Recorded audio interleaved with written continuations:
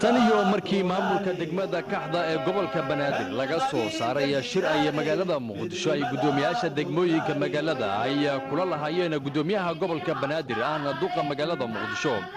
xasan maxamed xuseen muungaab ayaa gudaha degmadaasi iyo waliba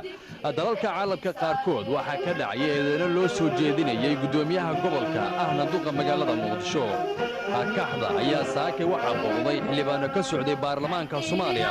waxaana si diiran degmada ugu soo dhaweeyay qeybaha kala gedisan shacabka ku nool degmadaasi haweenka dadka waxgaradka ahi iyo dhalinyarada wafdiga ka socday baarlamaanka Soomaaliya ee gaaray degmadaasi Kaxda ayaa u muuqday mid aan loo kala harin soo dhaweynta baarlamaanka Soomaaliya waxaana ugu horeeyna goobta hadal ka jeediyay odayaasha dhaqanka ee hormuudka u ah bulshada degmadaasi soo dhawaada si aad warbixin u geysaan walihii baarlamaanka walaha wasiirada walaha madaxtooyada si aad warbixin u geysaan waxaan u haynaa wax ciyaara inuusan ahayn wax la diidi kara inuusan ahayn waa bariyay sacab laguma qariyo inuu yahay inaad nala aragtaan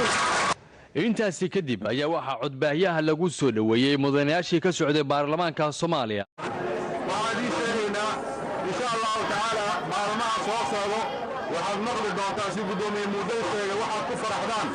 oo ah waxa aad qoraxda u soo istaagteen oo arday iyo dhallaan iyo carruur iyo oday iyo waayeel iyo suldaan iyo shiiq aan loo kala hayn oo ah degmada Kaxda noqota degmada Kaxda ayaa waxa ay tahay degmo uu dekreeto u ku magacaabay madaxweynihii hore ee dawladii ku meel gaarka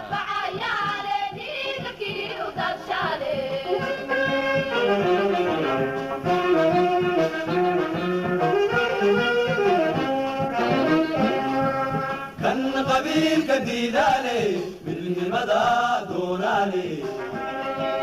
كان قبيل كديدالي بدني مدى دونالي